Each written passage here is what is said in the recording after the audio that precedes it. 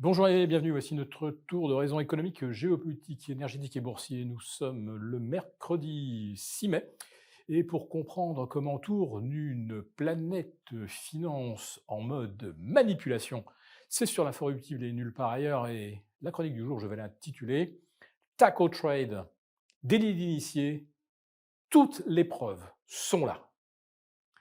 Ouais, ça fait maintenant 25 jours que les indices US progressent de façon linéaire, voire explosive.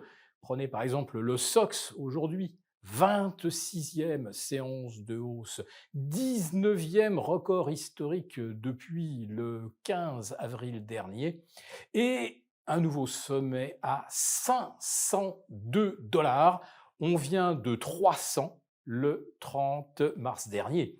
60% de hausse. Jamais aucun indice sectoriel, même agrégeant des dot-com à l'automne 99 ou au premier trimestre 2000, n'a jamais affiché une performance de cet ordre. Rien que pour le SOX, ce sont 3000 milliards de capitalisation boursière ajoutée en l'espace de 5 semaines. Évidemment, un tel exploit, aucune correction intermédiaire, tout cela a été orchestré. Mais ce dont je vous parlais dans le titre, c'est-à-dire le taco trade et le délit d'initié, eh bien nous en avons une nouvelle démonstration, puisque c'est la 5e fois qu'Axios, qui semble avoir des antennes à la Maison-Blanche, annonce un deal sur la réouverture du détroit d'Ormuz. 2 heures plus tard, c'est comme d'habitude, démenti par l'Iran. Mais entre-temps, eh bien, ceux qui avaient shorté le pétrole ont fait encore un coup, mais historique. En fait, tout a commencé à 1h15 du matin. D'un seul coup, les futurs US se sont envolés de 0,5%. Il n'y avait évidemment aucune annonce d'aucune sorte. Et puis à 11h, Axios publie cette espèce de bombe. Ça y est, on va trouver un deal avec l'Iran pour réouvrir le détroit d'Ormuz. Il y a un plan en 14 points sur la table sur lequel on est proche d'être d'accord. Ben non, c'est une nouvelle fois une fausse information. Mais une nouvelle fois, les traders qui avaient quelques informations privilégiées ont réussi un très très gros coup. 1 heure avant l'annonce d'Axios, pas moins de 920 millions de dollars de positions short sur le pétrole ont été prises. Personne ne savait pourquoi. Bien sûr, 1 heure plus tard, on l'a su. Et on a vu ainsi le WTI perdre 11 $, le Brent en perdre 12, retomber sous les 100 $. Et puis l'Iran a publié une sorte de démenti. On est très très loin d'un accord. Il n'y a vraiment aucun consensus sur la façon de surveiller ou d'exclure l'enrichissement du pétrole iranien. Et puis surtout, l'Iran annonce qu'on rouvre le détroit si les bateaux qui l'empruntent payent un droit de péage en rial ou probablement en crypto-devise. Totalement inacceptable, évidemment, du point de vue américain, du point de vue occidental en général. Quant à la Chine, si elle devait payer, on veut dire qu'elle se paierait elle-même. Donc, nous assistons au 5e délit d'initié majeur depuis le 28 février dernier. Mais là, aujourd'hui, c'est une nouvelle fois énorme. Alors, qu'est-ce que ça a rapporté, les 920 millions de dollars de position short? D'après les premières estimations, ça a rapporté 130 millions de dollars en un quart d'heure. Voilà. Nouveau taco trade, nouveau délit d'initié. Le baril, après le démenti iranien, est remonté au-delà des 103, voire même des 104 sur le Brent. Il a repris également près de 7 $ sur le WTI.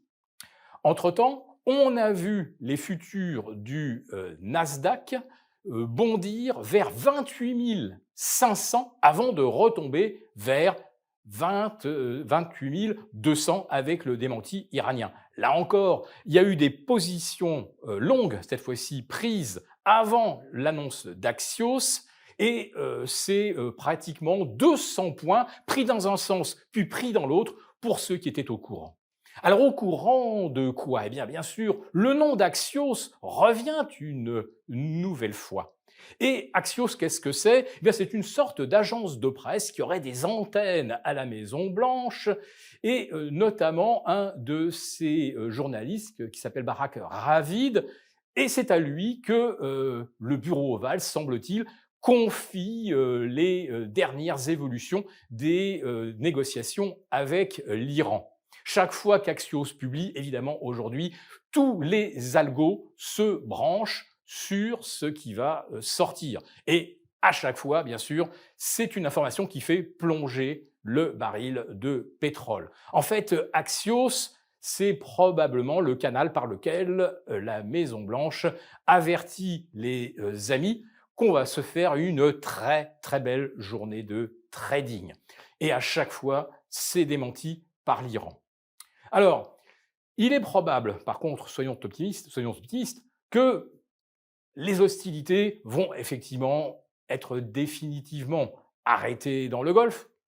En tout cas, on l'espère. On ne peut pas exclure à 100% qu'il y ait des escarmouches, mais en tout cas, on est probablement sur une stabilisation de la situation. Mais qu'est-ce que ça signifie pour les populations qui font le plein de carburant? Ça veut dire qu'en fait, les quantités manquantes de pétrole vont, c'est une estimation, être de 5 à 7% par rapport à l'optimum qu'on avait avant le début de la guerre. 5 à 7%, aucun pays n'est en mesure d'apporter au marché ces quantités manquantes.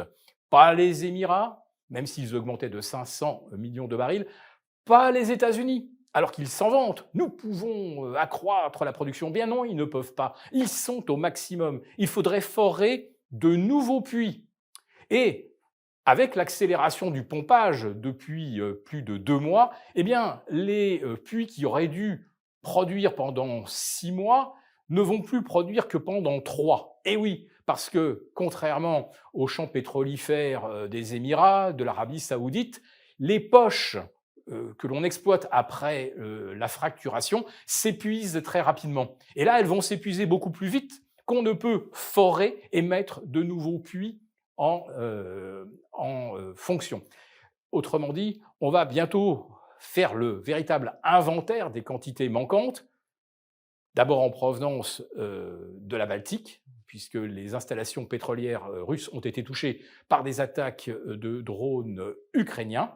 Il va manquer probablement encore 5 à 7 millions de barils, j'ai déjà évoqué, depuis le Golfe, parce que les champs pétrolifères irakiens ont été arrêtés. Il va falloir des semaines, voire peut-être même des mois, pour les remettre en service. Même chose pour l'Arabie saoudite. Les seuls qui, pour l'instant, n'ont pas levé le pied, si j'ose dire, ce sont les Émirats, mais ils sont déjà, eux aussi, à leur maximum.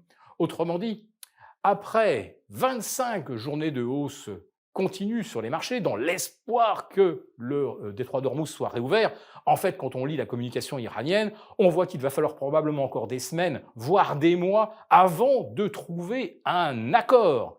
Autrement dit, ça sera beaucoup trop tard pour reconstituer les réserves stratégiques qui sont maintenant pratiquement épuisées en Europe et aux États-Unis, où alors il va falloir remettre de nouveaux quotas, mais il va falloir ensuite re-remplir ces réserves, et là, il va manquer probablement pas loin de 8 ou 9 millions de barils jour. Autrement dit, les marchés ont déjà payé les perspectives les plus positives que l'on pouvait imaginer. Sur les technos, les valeurs IA, 60% de hausse en 5 semaines. Si les marchés d'un seul coup sont euphorisés, moi je vous fais le pari que c'est l'exit liquidity qu'attendaient tous les initiés. Pour vous remercier de votre fidélité, vous pouvez télécharger gratuitement notre rapport spécial qui vous explique comment réduire légalement vos impôts sur vos plus-values boursières. Un sujet à ne surtout pas négliger. Il vous suffit de cliquer sur le lien en description pour l'obtenir gratuitement. Merci et à bientôt. Merci beaucoup d'avoir regardé cette vidéo. N'hésitez pas à réagir dans les commentaires ou à liker et partager cette vidéo si le contenu vous a plu. Et pour ne rater aucune de nos prochaines émissions, vous pouvez vous abonner à notre chaîne et activer les notifications. Et pour plus de contenu, n'oubliez pas que le dernier rapport rédigé par nos experts est accessible en cliquant sur le lien de description. On se retrouve tout de suite dans les commentaires et je vous dis à très bientôt pour une prochaine vidéo.